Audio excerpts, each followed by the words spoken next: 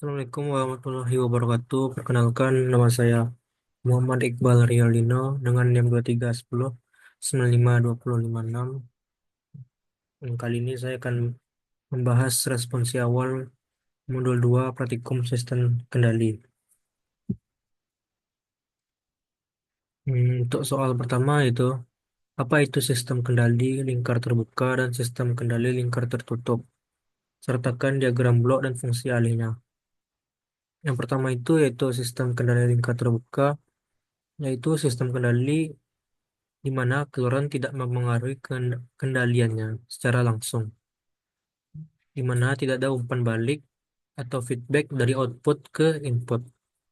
Dapat lihat seperti gambar, seperti ini diagram bloknya, tidak ada umpan balik.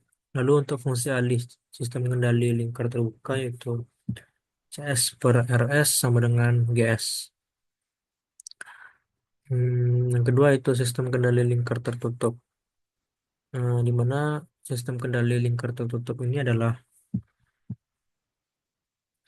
sistem yang menggunakan umpan balik dari output untuk membandingkan dan mengoreksi perbedaan error antara output dan input yang diinginkan.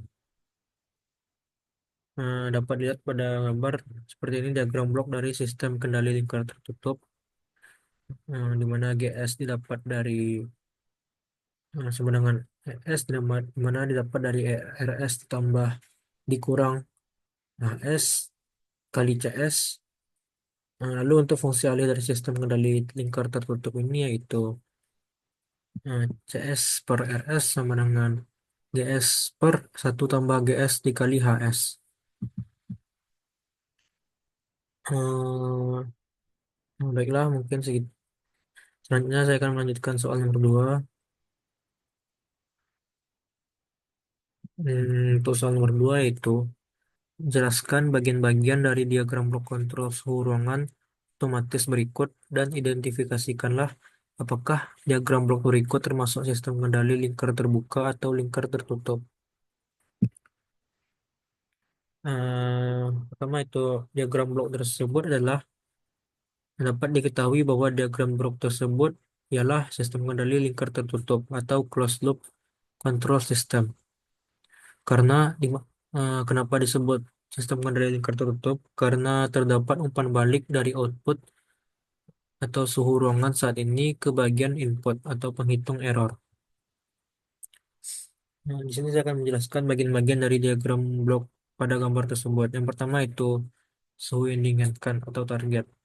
Nah, di mana ini adalah input referensi atau set point, yaitu suhu ruangan yang diinginkan oleh pengguna. Misalnya 25 Celcius atau lainnya atau 30 atau 23 atau 2 Celcius. Yang kedua itu pengurang atau pembanding, yaitu simbol ini atau simbol lingkaran dengan tanda plus dan minus adalah komparator yang menghitung error. Error ini sendiri yaitu target dikurang dengan output atau suhu aktual. Nah, lalu jika suhu ruangan saat ini lebih rendah dari target, sistem akan meningkatkan kerja kipas. Yang ketiga itu pengatur kecepatan putar. Ini adalah controller atau aktuator yang mengubah besarnya error menjadi perintah pengaturan ke kipas. Misalnya mengatur kecepatan putaran motor kipas. Yang keempat itu gangguan elektromagnetik, yaitu itu disturbance dari luar yang dapat mengganggu sinyal kontrol menuju kipas. Gangguan elektromagnetik ini sistem harus mampu tetap stabil meskipun ada gangguan. Yang kelima itu kipas angin. Kipas angin ini merupakan plan atau proses utama, yaitu alat yang bekerja menghasilkan pendinginan sesuai dengan sinyal dari pengatur kecepatan. Di mana kipas angin ini output dari kipas dipengaruhi juga oleh gangguan eksternal. Lalu udara panas yang berhembus dari luar ruangan.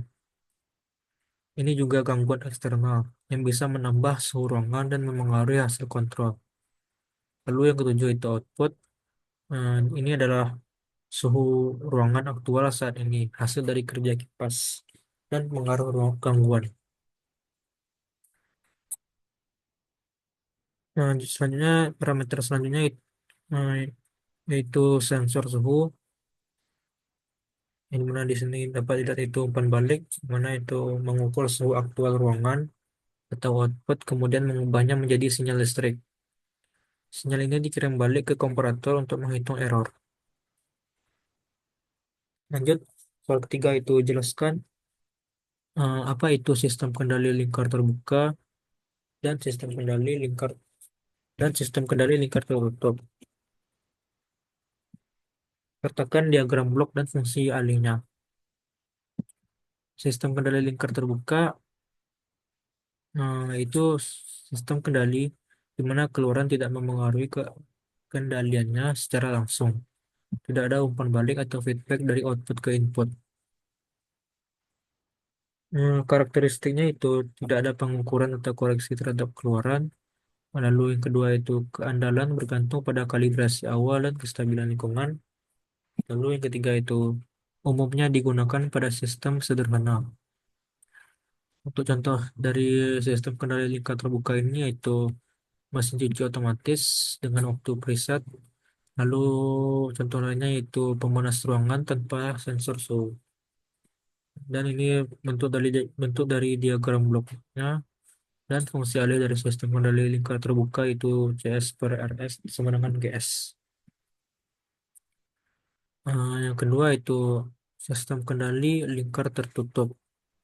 Di mana sistem kendali lingkar tertutup ini adalah sistem yang menggunakan umpan balik dari output untuk membandingkan dan mengoreksi umpan balik dan mengoreksi perbedaan atau error antara output dan input yang diinginkan atau referensi. Karakteristik dari sistem kendali lingkar tertutup ini itu mampu menyesuaikan output berdasarkan perubahan atau gangguan lingkungan. Yang kedua itu lebih akurat dan stabil. Dan yang ketiga itu memiliki komponen pengendali dan sensor umpan balik. Untuk contoh dari sistem kendali lingkar tertutup ini itu pertama ada AC otomatis yang dimana mengatur suhu berdasarkan pengukuran sensor. Yang kedua ada cruise control pada mobil. Dapat dilihat diagram blok dari sistem kendali lingkar tertutup, di mana HS bagi umpan balik dan CS didapat dari GS kali ES dan ES sendiri didapat dari RS dikurang dari AS dikali CS. Dan untuk fungsi alih dari sistem kendali lingkar tertutup itu CS per RS sama dengan GS per 1 ditambah GS dikali HS.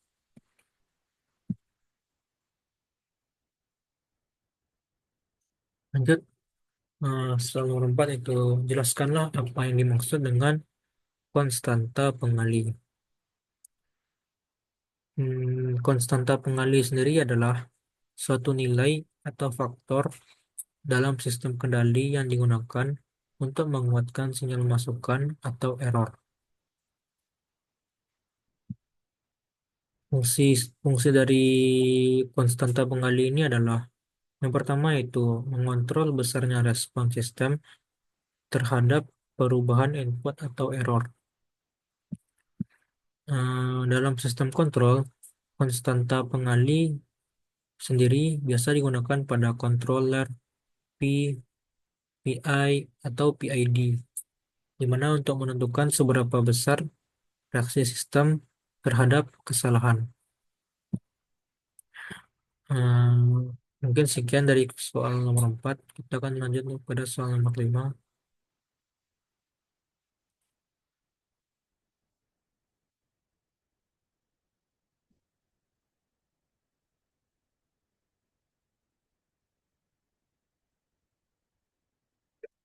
Soal nomor 5 itu jelaskan apa itu pengendali proporsional atau P, pengendali integral atau I, dan pengendali proporsional integral P atau PI beserta fungsi masing-masingnya.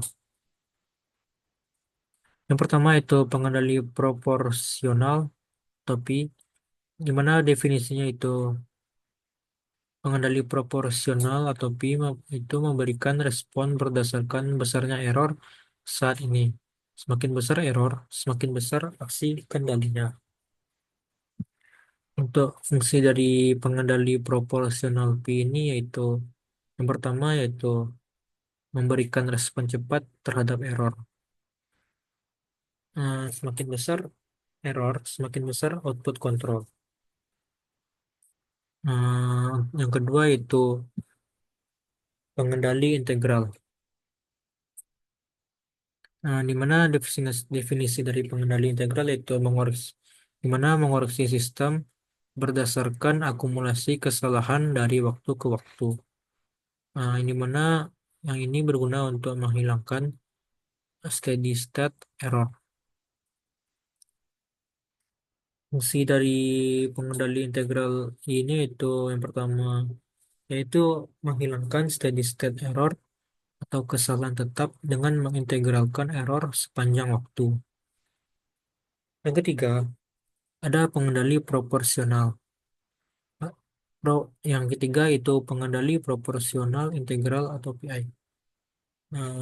Di mana pengendali PI ini itu menggabungkan kelebihan dari kontrol P, terus pencepat dan kontrol I, atau menghilangkan steady state error. Sehingga uh, gabungan dari gabungan dari PI dan kontrol P tersebut akan menghasilkan kendali yang stabil dan akurat. Fungsi dari pengendali proporsional integral PI ini sendiri itu menggabungkan kecepatan respon dari kontrol P dengan kemampuan menghilangkan steady state error dari kontrol I. Nah, mungkin sekian soal nomor 5. Kita akan lanjut ke soal nomor 6.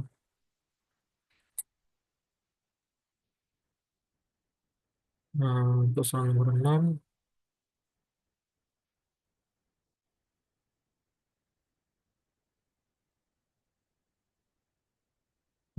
lanjut soal nomor 6 yaitu jelaskan parameter-parameter tanggapan peralihan pada sistem orde 2 dan tentukan parameter apa yang membedakan sistem orde 1 dengan sistem orde 2. Parameter-parameter tanggapan peralihan sistem orde 2 yang pertama itu ada rise time atau TR, di mana waktu yang dibutuhkan respon untuk naik dari 10% hingga 90% dari nilai akhir. Yang kedua ada settling time atau TS, waktu yang dibutuhkan respons untuk mencapai dan tetap berada dalam batas toleransi tertentu. Biasanya 2% atau 5% dari nilai akhir. Selanjutnya ada overshoot atau MP, persentase di mana respons melewati nilai akhir sebelum stabil. Ini adalah ciri khas sistem orde 2. Yang selanjutnya itu ada peak time atau tip TP, waktu di mana itu waktu yang dibutuhkan respons untuk mencapai nilai overshoot. Lanjut itu ada oscillation frekuensi atau omega n, di mana itu frekuensi alami sistem yang menentukan kecepatan osilasi respons. Yang selanjutnya itulah damping ratio, yang dimana itu mempengaruhi karakteristik respon. Nilai damping ratio ini sendiri itu sama dengan 0, di mana menunjukkan osilasi terus-menerus. Jika damping ratio 1 ada sistem kritis dan nilai antara 0 dan 1 adalah sistem teredam teredam kurang.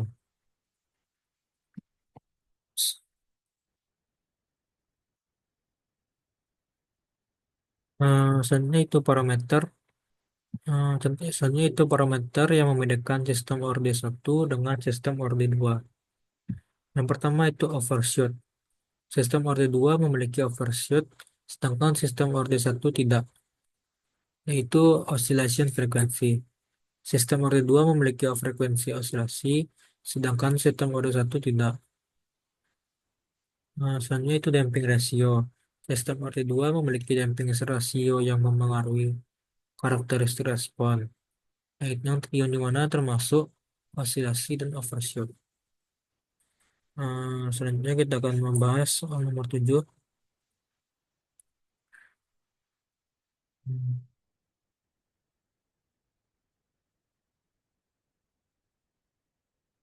Nah, selanjutnya itu saya akan membahas soal nomor 7 yaitu di mana di sini kita diperintahkan untuk menyederhanakan diagram diagram blok berikut dan tentukan fungsi alihnya.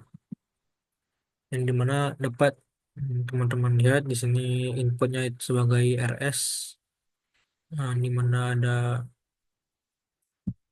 eh, di sini RS, di mana di situ ada di situ ada seperti pada soal nomor 4 tadi, konstanta pengalih, ada K, lalu TS, lalu ada juga satu per S dikali JS tambah B, dan outputnya CS. Di sini umpan baliknya bernilai 1.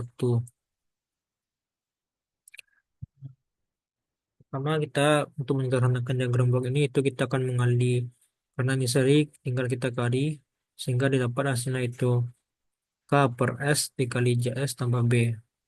Di sini K per S dikali JS tambah B dapat kita misalkan dengan GS. Nah, sehingga untuk mencari nilai umpan baliknya yaitu CS output per input sama dengan GS per 1 ditambah GS, sehingga itu K per kali JS tambah B per 1 tambah KS tambah JS tambah B sama dengan K per S kali JS tambah B per 1 S dikali JS tambah B tambah K per S JS tambah B, sehingga kita sederhanakan menjadi CS per RS sama dengan K per S kali JS tambah B ditambah K, sehingga diagram blok sehingga diagram bloknya setelah disederhanakan itu seperti ini. Dan untuk fungsi alihnya itu CS per RS sama dengan K per S kali JS tambah B ditambah K. Mungkin terima kasih. Mungkin sekian pembahasan soal dari saya mengenai respon awal. Modul 2. Jika ada kata-kata saya yang kurang mengenakan atau yang kurang baik, mohon dimaafkan. Wabillahi taufik wal hidayah. Wassalamualaikum warahmatullahi wabarakatuh.